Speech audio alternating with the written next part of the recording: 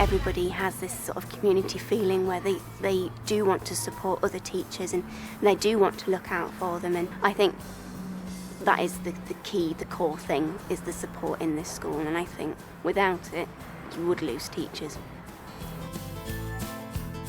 Flexibility is also a way to retain teachers. Fiona Allen allows staff who've been at Corsham for 3 years to take gap years.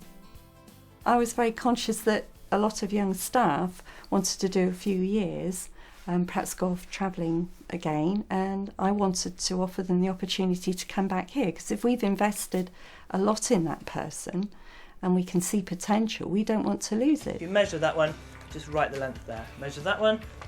That flexibility has benefited James Passmore. He went travelling and then worked in educational software, but missed teaching and came back. I actually decided I wanted to carry on doing some aspects of the educational software. So I negotiated a 1 day a week away from the classroom so that I could continue to explore the educational software side of things, working for myself. A flexible approach to the number of days we worked, or maybe go travelling, or spend some time away from the school, and being flexible enough to enable teachers to come back to the school again, I think is really important, because people feel very comfortable that they don't feel trapped at all, and the staff that are at the school are here because they want to be, not because they feel like they haven't got any other options. And the head has put in place a number of schemes to make sure the work-life balance in the school is right. The bits and bobs that the leadership team have organised for outside of school. We have the car valeting service come in. People coming in to give massages or do reflexology. We have an ironing person come in. And we also have yoga on us on Monday night as well. But ultimately, it's the overall school philosophy that keeps teachers at Corsham. If the teachers were not happy in this school and didn't feel fulfilled and didn't feel part of it and didn't feel the energy and didn't have that moral sense of purpose of why they're here, they wouldn't stay in the school. They would move on. Those ingredients for success are there. I like it.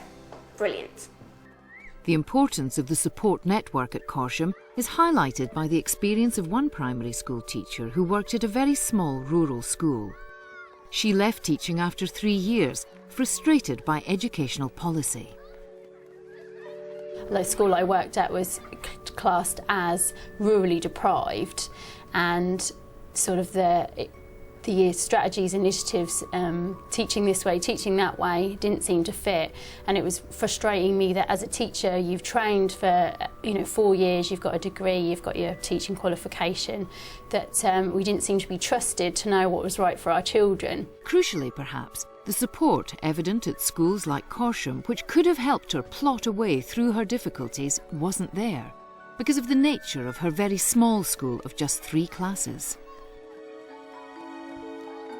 I was very much the youngest, and it just felt a bit more isolated than perhaps compared to, say, a secondary school where you might have like a big intake of NQTs. In a small rural school, you've got not so many people sort of to bounce ideas off, or if there's a personality clash, obviously, that's more sort of in your face every day.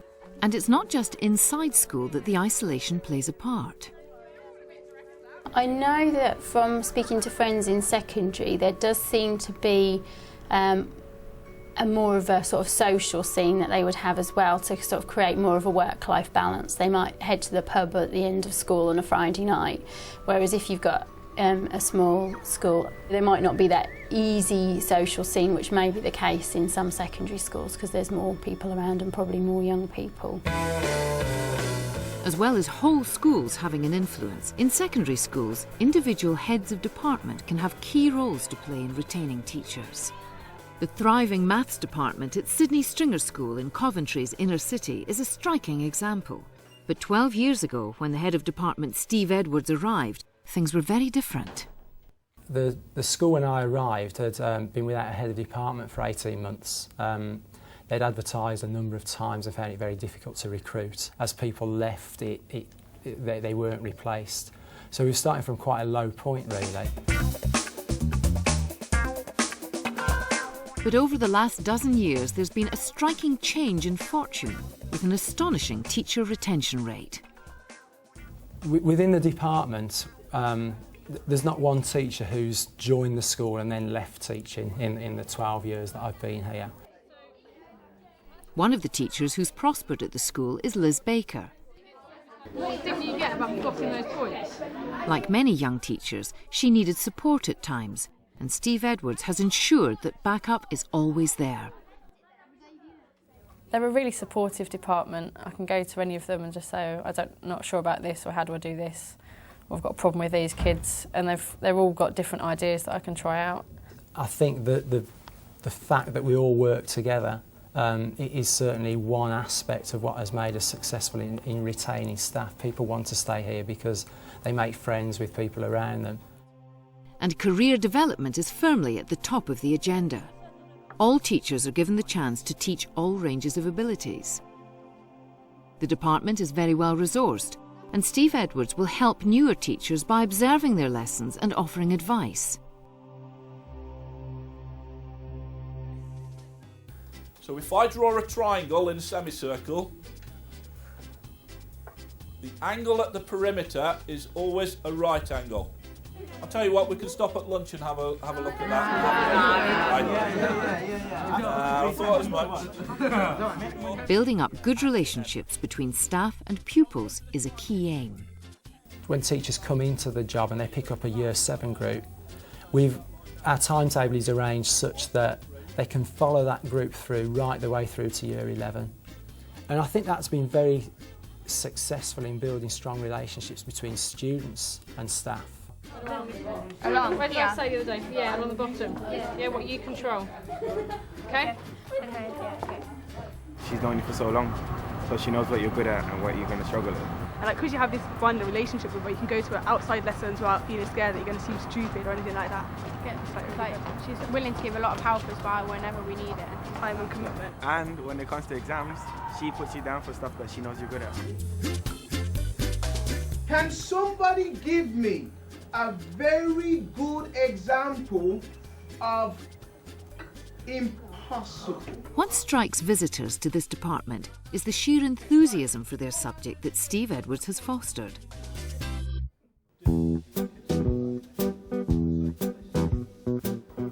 What have we got? We've got 4 trapezia. Staff even discuss maths puzzles at their regular informal meetings. Partly we want to keep enthusiastic about maths, but it's also because we all enjoy maths so much anyway that we know that if anyone's got a puzzle, we're all going to want to do it anyway because maths is what we love, and that's why we're teachers, really. But the key is enabling teachers to enjoy their experiences in the classroom. Teachers want to teach, and if other things get in the way of that, so whether it's discipline, whether it's a lack of resources or a lack of decent sort of rooming facilities, that would be a big driver in sort of forcing people out of the profession, I think. There was the literal reason where the boy is seeing some snowdrops, and what else was there about the story? Zoe Burton knows about life on the outside.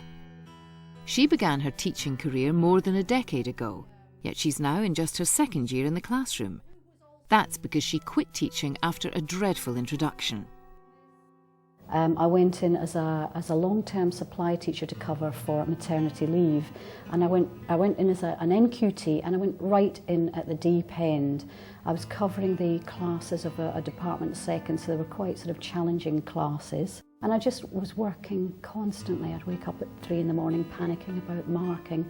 And at the end of the 6 or 7 months that I did it, I thought I never want to hear the words Key Stage 4 again or I'll vomit. That was how strongly I felt. Zoe had felt isolated and unable to do the job, struggling with managing time and lacking confidence in handling bad behaviour. She left teaching and joined an investment bank. The money was good, but not the work. It was stifling, it was uncreative. I hit 40 in April 2006, and I thought suddenly, it occurred to me, I was going to be behind a desk possibly for the next 25 years, and I knew, your body tells you these things, you know it's not for you. Zoe took a return to teaching course at the University of East London and now teaches English at Eastleigh Community School. As useful as an ashtray on a motorbike. Is an ashtray on a motorbike useful? Michelle? Is an ashtray on a motorbike useful?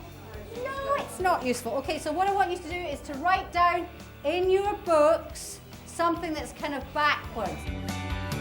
As soon as I walked in the school gates, I knew that this was the school for me. I felt supported immediately. The staff were, friendly, and I noticed immediately the good relationship that the teachers have with the students straight away. That's it, good. Loud for the trumpet, I like that. Excellent, great, square. If she'd felt this way about her first school, perhaps she wouldn't have been lost to teaching for a decade. I would have liked to have had somebody there to just say, look, it will get better. The longer you're in a school and the longer the children get to know you and the more that you do for the kids, the better it gets and the more fun it gets. Yeah, that's all right. That's okay. It's worth sticking it out. Many teachers who didn't stick it out, even those with no regrets like Fiona and Kirsty Innes, look back with fondness. There's bits I miss. There's big bits I miss. What bits do you miss? I miss... I think back to my GCSE groups. And my 16-year-olds, especially, and my A-level groups. I'm having such a laugh with them. A real laugh. It's really good. Really good fun. I miss that. I do miss that. Here we are, we're sort of sitting here smiling and saying, oh yeah, we run our own business and oh, it's great, and teaching was really difficult. Well, yeah, teaching was really difficult, but it had some great parts. But this has been really difficult too, and it has great parts as well. So, in the end, retaining teachers is all about job satisfaction. Most people enter teaching to try and make a difference to pupils' lives. Heads need to give their staff the tools to achieve their goals, and that means supporting them, motivating them, and ensuring they're treated as autonomous professionals. Good schools, good heads, good governing bodies will recognise your primary resource are your teachers. If you look after your colleagues, they deserve it, and that's what they should be getting. But it benefits everybody. It benefits everybody. At the moment we've got a big drive in school which is called Every Child Matters, which is an absolutely admirable idea, the whole idea of inclusion and getting children, individual treatment. But I would like that slogan to be taken and look at every teacher matters.